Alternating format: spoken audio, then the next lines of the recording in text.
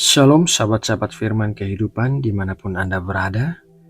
Semoga saudara terus-menerus mengalami kehidupan yang berkemenangan oleh karena tangan Tuhan yang menyertai dan memberkati saudara. Sahabatku, sebentar lagi kita akan memulai saat teduh, jadi mari kita sama-sama menyatukan hati untuk berdoa. Kami datang kepadamu ya Bapa di dalam kerinduan dan keinginan untuk menerima pengajaran firman-Mu. Berikanlah kami telinga seorang murid dan hati seorang hamba untuk bisa taat melakukan kehendak-Mu.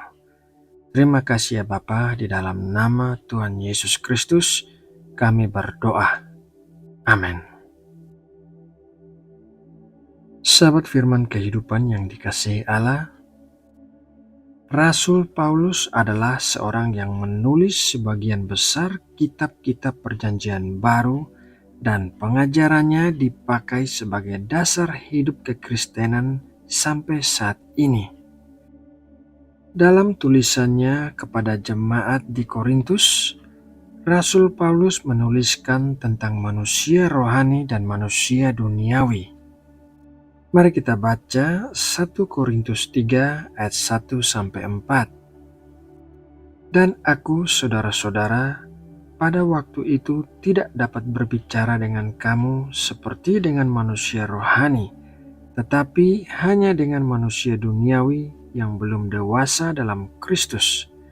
Susulah yang kuberikan kepadamu, bukanlah makanan keras, sebab kamu belum dapat menerimanya, dan sekarang pun kamu belum dapat menerimanya, karena kamu masih manusia duniawi. Sebab jika di antara kamu ada iri hati dan perselisihan, bukankah hal itu menunjukkan bahwa kamu manusia duniawi dan bahwa kamu hidup secara manusiawi? Karena jika yang seorang berkata, "Aku dari golongan Paulus," dan yang lain berkata, "Aku dari golongan Apolos," bukankah hal itu menunjukkan bahwa kamu manusia duniawi yang bukan rohani? Jemaat di Korintus disebut sebagai manusia duniawi karena di antara mereka masih terdapat iri hati dan perselisihan. Iri hati adalah hal yang berbahaya karena iri hati seringkali tidak disadari keberadaannya, tetapi bisa menyebabkan kerusakan yang parah bagi orang itu dan orang-orang lain juga. Arti iri hati menurut Kamus Besar Bahasa Indonesia adalah perasaan kurang senang melihat kelebihan orang lain. Iri hati ini dipicu oleh perasaan tidak aman terhadap diri sendiri atau perasaan lebih tinggi daripada orang lain, sehingga lebih layak mendapatkan apa yang didapatkan oleh orang lain. Dengan kata lain, akar iri hati adalah perbandingan diri sendiri dengan orang lain. Dalam kasus jemaat di Korintus, iri hati dan perselisihan mereka disebabkan karena adanya dua kelompok dalam jemaat itu. Dua kelompok itu adalah para pengikut Rasul Paulus dan para pengikut Apolos. Mari kita baca Kisah Para Rasul 18 ayat 24. Sementara itu datanglah ke Efesus seorang Yahudi bernama Apolos yang berasal dari Alexandria. Ia seorang yang fasih berbicara dan sangat mahir dalam soal-soal kitab suci. Apolos adalah seorang yang fasih berbicara dan sangat mahir dalam soal-soal kitab suci. Sementara Rasul Paulus adalah seorang penulis yang tidak pandai berbicara seperti Apolos. Bahkan Kisah Para Rasul 20 ayat 9 mencatat tentang seorang pemuda yang mati terjatuh dari jendela karena tertidur saat mendengarkan Rasul Paulus berbicara.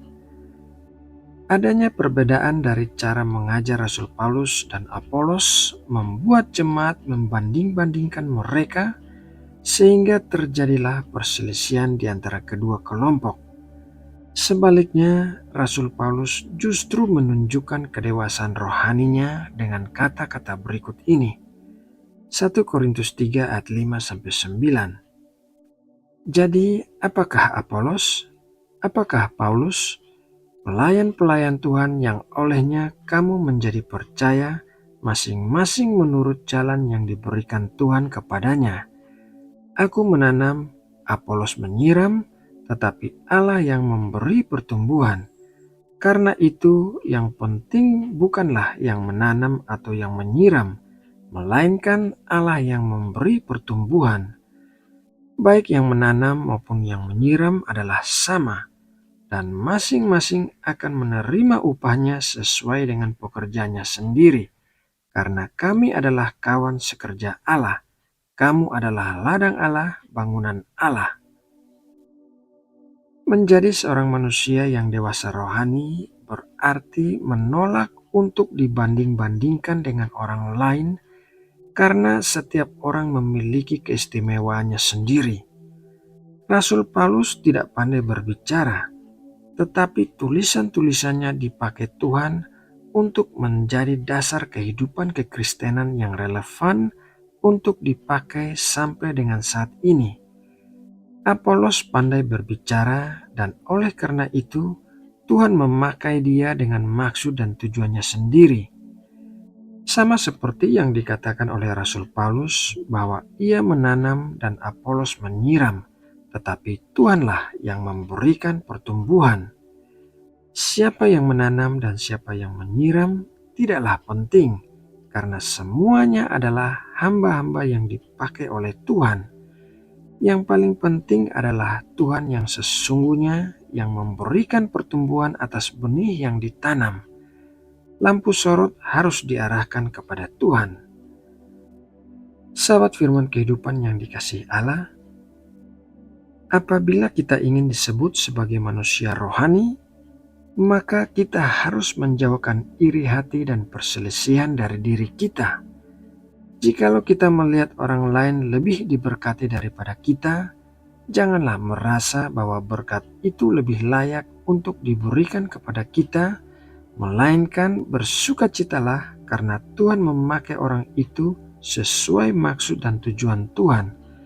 Tuhan memberikan berkat kepada setiap orang masing-masing menurut apa yang sanggup ditanganinya. Nah, sahabatku, sekarang kita sudah sampai pada akhir saat teduh hari ini. Mari kita menutupnya dengan doa. Bapa yang terkasih, Tuhan yang menciptakan alam semesta, kami mengucap syukur buat berkat firman-Mu hari ini, dan kami mau menjauhkan iri hati dan perselisihan dari diri kami, sehingga kami menjadi manusia-manusia rohani yang dewasa di dalam Kristus. Kami mau dipakai untuk menjadi kesaksian yang memuliakan nama-Mu. Berikanlah kami pertumbuhan ya Tuhan, sehingga semakin hari kami menjadi semakin berakar dan bertumbuh di dalam Engkau. Terima kasih ya Bapa, kami berdoa dan mengucap syukur di dalam nama Tuhan Yesus Kristus. Amin.